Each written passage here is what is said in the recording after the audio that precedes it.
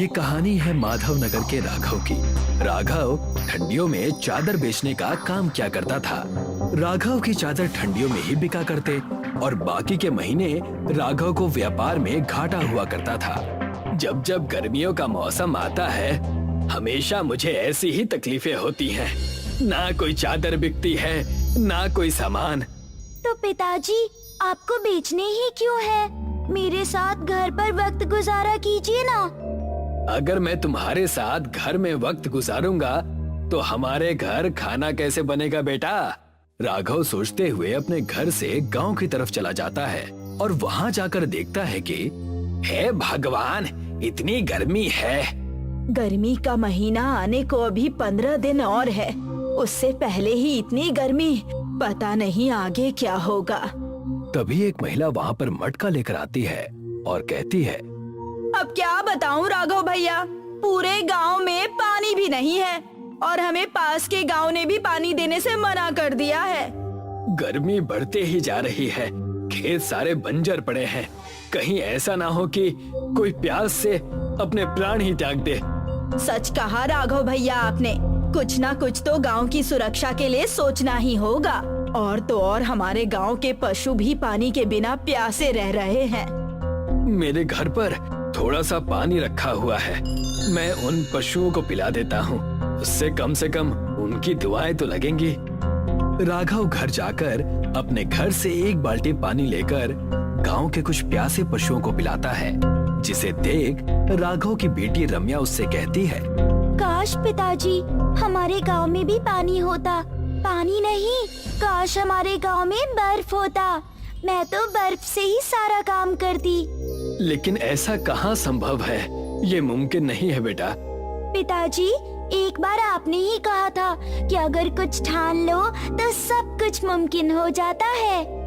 रम्या की बात सुनकर राघव अपने गांव से बाहर चला जाता है और वहां जाकर देखता है कि उस गांव का सरपंच पानी बेच रहा है। आओ आओ, ले लो, ठंडा ठंडा पानी खरीद लो। इस बेहाल गर्मी में अपनी प्यास बुझाओ। आ जाओ आ जाओ। अरे सरपंच साहब, आप बड़ा अच्छा काम कर रहे हैं, लेकिन आपके पास पानी कहाँ से आ रहा है? तुम आम खाओ ना, गुठलियाँ क्यों गिन रहे हो? अब मुझे भी 2 ठंडे बोतल पानी दे दीजिए, मेरी बच्ची इस चीज से बड़ी खुश होगी। राघव सरपंच के यहाँ से पानी लेकर अपने घर जाता है और सब बड़े चाव से पानी पीते हैं। तब उनके घर उनके गांव की महिला आकर कहती है, क्या बात है, सब ठंडा ठंडा पानी पी रहे हैं। देख लो क्या जमाना आ गया है। घर में शरबत पिया करते थे, अब पानी पी रहे हैं। इतनी गर्मी के हाहाकार में भी पता नहीं सरपंच जी कहाँ से ठंडे पानी बेच रहे हैं। उन्हें पानी बेचते देख मेरा तो जी ही घबरा रहा है। ये बात मेरे भी मन में आई, लेकिन वो भलाई का काम कर रहे हैं ना। अगर भलाई का काम है तो रुपये क्यों ले रहे हैं? वो कहते हैं ना, घोड़ा अगर घास से दोस्ती करेगा तो खाएगा क्या। और आज तो मैं भी उनके पास नौकरी मांगने जा रहा हूँ, घर में कुछ तो आना जाएगा। राघव सरपंच के पास नौकरी मांगने चला जाता है। उस वक्त सरपंच और उसकी पत्नी घर के आंगन में खड़े होकर बातें कर रहे थे। सुन रही हो ना भाग्यवान, कुछ दिन और गांव वालों को लूटकर हम माला माल हो जाएंगे। मैं तो सोच भी नहीं सकती कि उस बकरी के श्राप की वजह से हमें इतना मुनाफा हो रहा है। जब तक उस बकरी को तुम उस बर्फ की खदान में रखोगी, तब तक हमें ऐसे ही बर्फ मिलता रहेगा। घर के पास खड़ा राघव सारी बातें सुनकर दंग रह गया। मैंने सरपंच जी को भगवान का रूप समझा था, लेकिन ये तो पूरे के पूरे दानव निकले। मुझे ये सारा माजरा समझना पड़ेगा। आखिर ये बर्फ की खदान है क्या? अगले दिन की सुबह होते ही राघव सरपंच जी का पीछा करने लगा और देखा कि सरपंच एक जंगल से होता हुआ एक बड़ी सी गुफा की तरफ जा रहा है, जहाँ से बकरी के मिमियाने की आवाज आ रही है। ये बकरी की आवाज कैसी? कहीं ये वही बकरी तो नहीं जिसके बारे में सरपंच और सरपंचाइन बात कर रहे थे? सरपंच बर्फ की खदान में जा चुका था। राघव भी उनका पीछा करते हुए अंदर चला गया और वहां जाकर देखा तो बकरी ठंड की वजह से बुरी तरह से कांप रही थी।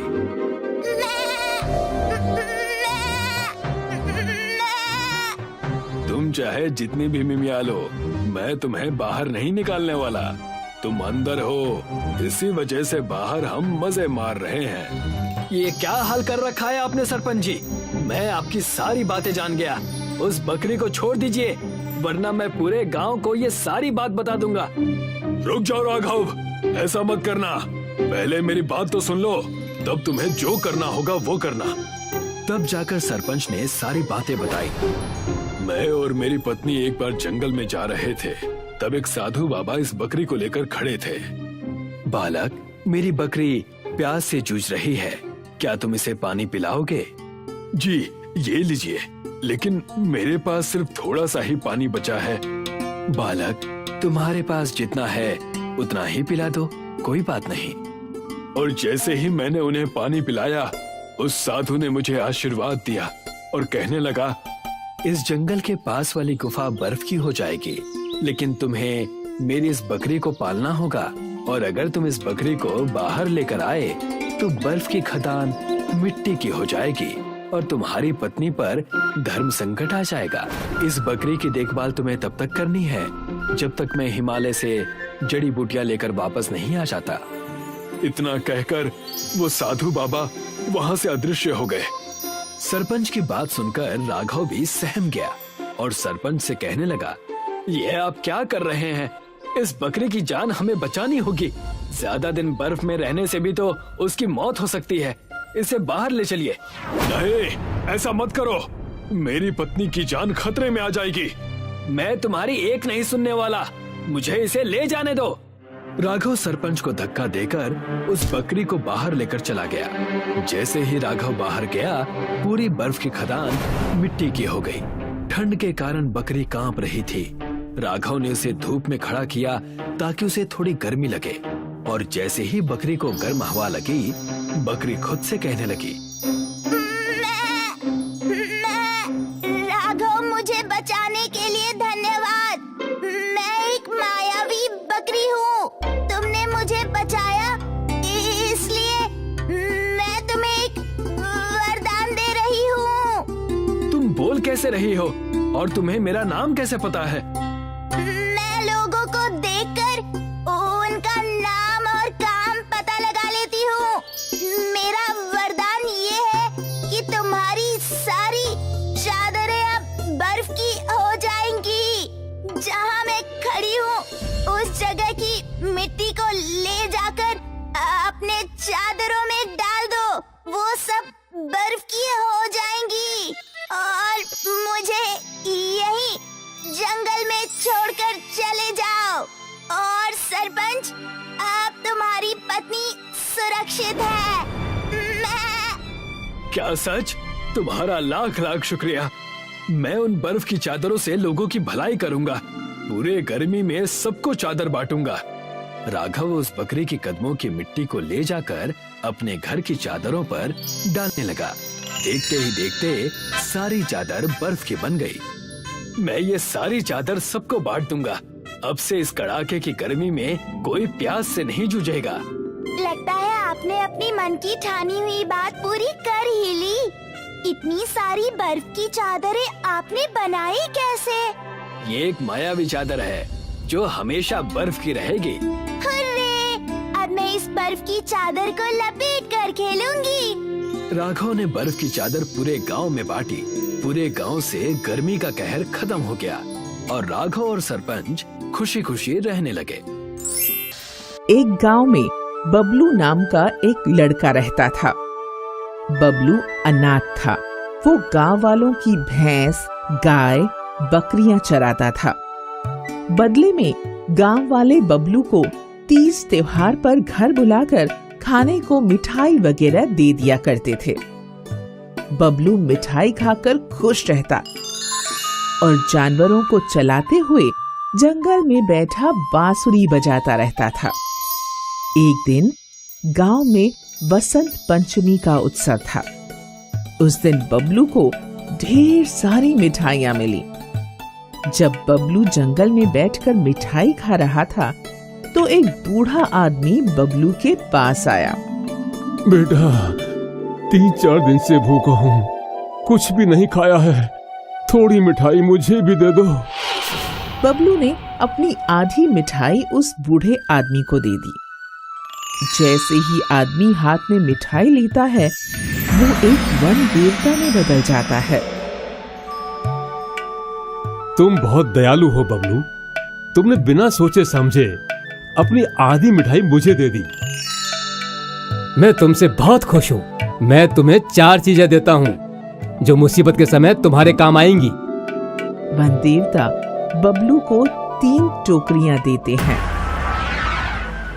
पहली टोकरी में आंधी और तूफान है, दूसरी टोकरी में बारिश और ओले हैं, तीसरी टोकरी में आग है। ऐसा कहकर वन देवता गायब हो जाते हैं। वन देवता ने तो कहा था कि वो मुझे 4 चीजें देंगे। चलो कोई बात नहीं, 3 चीजें ही काफी हैं। बबलू अपने पास बची पूरी मिठाई नहीं खा पाता है और मिठाई को जमीन में गाड़ कर चला जाता है। जब बबलू अगले दिन उस जगह पर आता है तो वह देखता है कि जहां उसने मिठाइयां गाड़ी थी, वहां एक मिठाई का पेड़ उगाया है जिस पर ढेर सारी मिठाइयां लगी हुई हैं। लगता है ये वन देवता का चौथा इनाम है। बबलू पेड़ पर चढ़ जाता है और मिठाई खाने लगता है। उसी समय जंगल से एक बूढ़ी राक्षसी गुजर रही थी। उसने बबलू को देख लिया। अरे, आज तो बहुत बढ़िया शिकार मिला है। इसकी तो मैं मसालेदार सब्जी बनाकर खाऊंगी, लेकिन पहले इसे पेड़ से नीचे उतारना होगा। बूढ़ी राक्षसी एक सुंदर औरत का रूप धारण करके मिठाई के पेड़ के पास जाती है और बबलू से कहती है, अरे बबलू बेटा, पेड़ पर इतनी मिठाई लगी हुई है, अगर तू थोड़ी मिठाई तोड़कर मुझे भी दे देता तो मैं भी खा लेती। मैं मिठाई नीचे फेंक देता हूँ, तुम खा लेना। अरे बेटा, अगर तू मिठाई तोड़कर नीचे फेंकेगा तो मिठाई गंदी हो जाएगी। तो तुम अपना आंचल फैला लो, मैं उसमें फेंक देता हूँ। बेटा, मेरा आंचल गंदा हो जाएगा, उसमें से महक आने लगेगी, तो थोड़ी मिठाई मुझे नीचे उतर कर दे दे। बबलू बूढ़ी राक्षसी के छल कपट को नहीं समझ पाता। जैसे ही वो पेड़ से नीचे उतरता है, बूढ़ी राक्षसी अपने असली रूप में आ जाती है और बबलू को एक बोरे में बंद कर लेती है। वो बबलू को बोरे में बंद करके अपने घर ले जाती है। सुन चंदा, इस बोरी में मैं शिकार पकड़ कर लाई हूँ। इसको पहले बांध दे, फिर इसका सिर काट दे और इसकी सब्जी बना लेना, खूब मसाले डालकर। मैं अभी नहा कर आती हूँ। बूढ़ी राक्षसी नहाने चली जाती है। लड़की जब बोरा खोलती है तो वो देखती है कि उसमें बबलू नाम का एक सुंदर लड़का है। लड़की को बबलू के ऊपर दया आ जाती है। दोनों में कुछ देर बातचीत होती है। ये राक्षसी मेरी कोई नहीं है। कई साल पहले ये गांव से मेरी माँ को पकड़ कर लाई थी। मैं उस समय अपनी माँ के पेट में थी, वहीं पर मेरा जन्म हुआ। राक्षसी मेरी माँ को खा गई और इसने मुझे अपना गुलाम बना लिया। ये मुझसे अपने घर के सारे काम करवाती है। बबलू और चंदा मिलकर राक्षसी के घर से भाग जाते हैं। जब राक्षसी नहाकर लौटती है तो देखती है कि चंदा और वो लड़का दोनों गायब हैं। लगता है दोनों मिलकर भाग गए। राक्षसी उनके पीछे पीछे जाती। चंदा पीछे मुड़कर देखती है। राक्षसी तो हमारे पीछे आ रही है, अब क्या करें? तभी बबलू को वन देवता की दी गई 3 टोकरियां ध्यान आती हैं। तुम चिंता मत करो, मैं अभी इस राक्षसी को भगाता हूँ।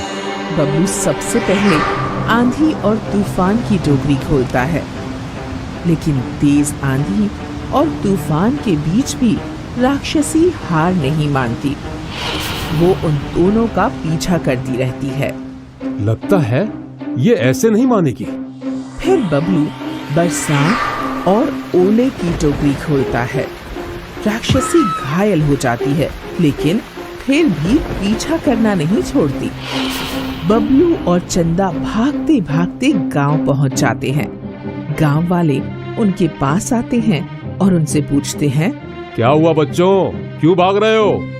बूढ़ी राक्षसी हमें मारने के लिए हमारा पीछा कर रही है। अरे हम सब भी राक्षसी के आतंक से बहुत परेशान हैं। चंदा, अब मजबूरी में हमें इस राक्षसी को मारना ही पड़ेगा। गांव वाले भी इससे परेशान हैं और अगर हम इसे नहीं मारते हैं तो ये हमें मार डालेगी। फिर बबलू अंत में आग की टोकरी खोल देता है। बूढ़ी राक्षसी जलकर मर जाती है। तभी गांव के मुखिया भी वहां पहुंचते हैं। बच्चों, तुमने बहुत अच्छा काम किया है। गांव वालों को बूढ़ी राक्षसी से मुक्त करा दिया। वो अक्सर हमारे जानवर खा जाया करती थी। इनाम के रूप में मैं तुम्हें एक घर दे रहा हूँ। गांव वाले बबलू और चंदा की शादी करा देते हैं। फिर बबलू और चंदा घर बसाकर खुशी खुशी रहने लगते हैं। सुल्तानपुर के गांव में दिलशेर और शमशेर दो भाई रहा करते थे। इनके पिता जमींदार थे, इसलिए दोनों के पास करोड़ों की संपत्ति थी। यही संपत्ति दोनों भाइयों के बीच झगड़े की वजह बन जाती है। दिलशेर की पत्नी स्वभाव में तेज तर्रार है। दिलशेर हमेशा अपनी पत्नी का कहना मानकर उसे खुश रखने की कोशिश करता है। दिलशेर के दो बच्चे हैं, जिनमें एक बेटा 7 साल और एक बेटी 5 साल है। दिलशेर का छोटा भाई शमशेर स्वभाव से सीधा और भाई का आज्ञाकारी है। शमशेर की अभी शादी नहीं हुई है। इसी का फायदा उठाकर दिलशेर की पत्नी शमशेर को रास्ते से हटाकर उसकी संपत्ति पर कब्जा करना चाहती है। दिलशेर और पत्नी के बीच षड्यंत्र की रूपरेखा बन चुकी है। इसलिए शमशेर गांव के बाहर एक जादूगर से मिलने जाता है। दिलशेर जादूगर की कुटिया में आया है। यहाँ जादू करने का सामान जैसे खोपड़ी, काला कपड़ा रखा है और आग जल रही है। सामरी, खुश हुआ तुम अपने भाई को रास्ते से हटाने आए हो। जादूगर सामरी, तुम तो सब जानते हो। हाँ, मैं सब जानता हूँ। तुम अपने भाई को मारकर उसकी संपत्ति को हड़पना चाहते हो। सामरी, वो मेरा सौतेला भाई है, इसलिए मुझे उससे कोई हमदर्दी नहीं है। बताओ, मुझसे क्या चाहते हो? मेरे भाई शमशेर को इस काम के लिए मुझे क्या मिलेगा? मुंह मांगी कीमत। ठीक है, ये जादुई राख धोखे से तुम अपने भाई को खिला देना, वो आदमी से बकरा बन जाएगा। क्या कह रहे हो? क्या वो सच में बकरा बन जाएगा? हाँ, और वो बकरा 40 दिन में अपनी मौत मर जाएगा। लेकिन इसमें एक शर्त है, 40 दिन तक तुम्हें बकरे को अपने पास ही रखना होगा, उसकी सेवा करनी होगी, उसे घास खिलाने के लिए गांव से दूर जंगल ले जाना होगा। ये काम तो मुझे 40 दिन तक करना होगा ना? हाँ, तभी तुम अपने मकसद में सफल हो पाओगे। ठीक है, मैं ऐसा ही करूंगा। इसका इनाम तुम्हें मिल जाएगा। दिलशेर अपने भाई शमशेर को जादुई राख खिलाकर उसे बकरा बना देता है। शमशेर, जो अब बकरा बन गया है, वो अपने भाई के इस अत्याचार को चुपचाप सह लेता है, कोई शिकायत नहीं करता। शमशेर बकरा जरूर बन गया है, लेकिन वो अपने भाई से इंसानों की जुबान में बात कर सकता है। दिलशेर की पत्नी शमशेर को बकरे के रूप में देखकर खुश होती है। दिलशेर बकरे को चारा खिलाने के लिए गांव से बाहर लेकर जाता है। शमशेर, चलो जल्दी से चारा खाकर अपना पेट भर लो। भैया, आपने ऐसा क्यों किया? मुझसे मेरी संपत्ति मांग लेते, मैं कभी इनकार नहीं करता। ज्यादा हरिश्चंद्र बनने की जरूरत नहीं है, चुपचाप घास खा और अपना पेट भर। क्या मुझे जिंदगी भर ऐसे ही बकरा बनकर जीना होगा? नहीं, तुम्हारी कहानी जल्दी खत्म हो जाएगी। अम्मी, शमशेर चाचा कहाँ हैं? कल से दिखाई नहीं दे रहे। तुम्हारे चाचा काम करने दूसरे गांव गए हैं, अब वो यहाँ नहीं आएंगे। ये अपने घर में बकरा कहाँ से आया है? चुप रहो, बेकार की बात नहीं करते। शमशेर कहाँ है? ये प्रश्न पहेली बन गया है। हम उसके पड़ोसी हैं, हमें हर बात की खबर रहती है। लगता है उसे संपत्ति के लालच में कहीं गायब कर दिया है। कुछ दिनों से दिलशेर के घर में एक बकरा आ गया है। भाई का गायब होना और बकरे का आना, इसमें कोई रहस्य जरूर है। अरे भाग्यवान, जैसे पानी में लकड़ी नहीं डूबती, वैसे ही सच बात भी कभी नहीं छुपती। आप सही कह रहे हैं। आज नहीं तो कल शमशेर की सच्चाई सबके सामने आ ही जाएगी। दूसरों की चिंता में हम अपनी नींद क्यों उड़ाए? चलो, हमें तो सोना है। जादूगर की शर्त के अनुसार दिलशेर बकरे को रोज चारा खिलाने जंगल ले जाता है। ऐसा करते हुए आज उसे 30 दिन से ज्यादा हो गए हैं। आज दिलशेर का बेटा जंगल घूमने की जिद करके साथ आ गया।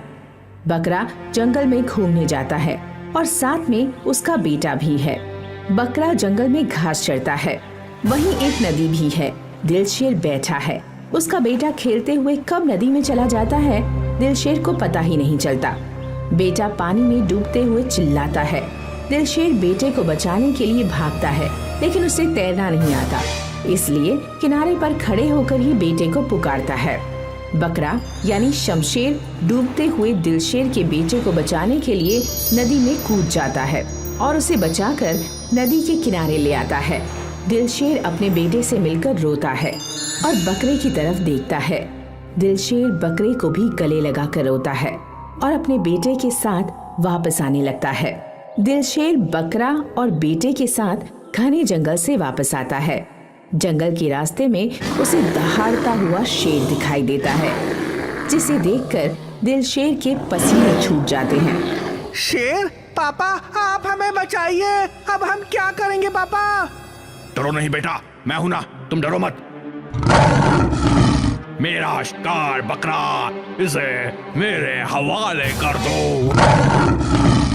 नहीं, मैं इसे तुम्हारे हवाले नहीं कर सकता।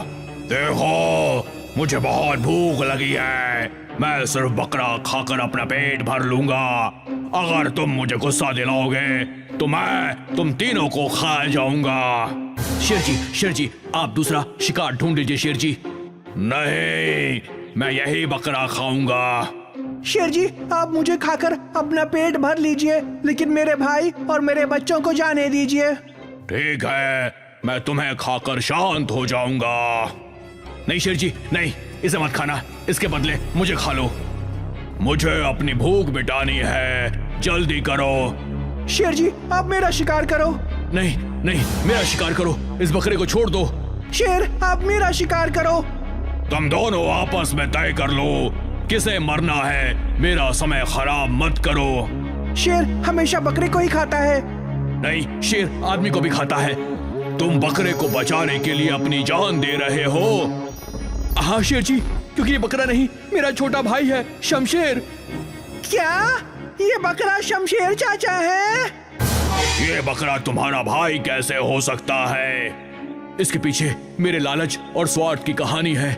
मेरे कहने से एक जादूगर ने मेरे भाई को बकरा बना दिया। हाँ, दौलत के लालच में तुमने ऐसा किया। हाँ, दौलत की लालच में मैं अंधा हो गया था। तो फिर इस बकरे के लिए अब ममता क्यों जाग रही है? क्योंकि इसने मेरी और मेरे बेटे की जान बचाकर मेरी आंखें खोल दी। तभी शेर अचानक जादूगर बन जाता है, जिसे देखकर सब हैरान हो जाते हैं। जादूगर सामरी, तुम यहाँ कैसे आ गए? हा, मैं तुम्हारी परीक्षा लेने आया था और तुम इस परीक्षा में पास हो गए। तुम्हारे अंदर का शैतान मर गया है। हाँ जादूगर, मेरे अंदर माया की लालच, भाई से दुश्मनी, ये सब खत्म हो गई है। तुम मेरे भाई को वापस कर दो। लेकिन तुम्हारी लालची पत्नी, उसको मैं समझा दूंगा। कृपया करके इसे बकरे से आदमी बना दो। कहकर हाथ जोड़ता है और भावुक होता है। हाँ जादूगर अंकल, मेरे चाचा को वापस कर दो। ठीक है, मैं इस बकरे को वापस आदमी बना देता हूँ। कहकर जादूगर कोई मंत्र पढ़ता है और अपना हाथ बकरे के ऊपर घुमाता है। उसके हाथ से लाइट निकलती है और बकरा वापस आदमी यानी शमशेर बन जाता है। दिलशेर और बेटा खुश होते हैं। दिलशेर शमशेर को गले लगाकर रोता है। भाई मुझे माफ कर दो। भैया मुझे आपसे कोई शिकायत नहीं है। चाचा सुबह का भूला अगर शाम को घर वापस आ जाए तो वो भूला नहीं कहलाता। अपने घर जाओ और ऐसे ही प्यार मोहब्बत से जिंदगी भर साथ रहना। शुक्रिया जादूगर। दिलशेर, शमशेर और बेटा जंगल से घर की तरफ जाते हैं। जादूगर खुश होकर हंसता है।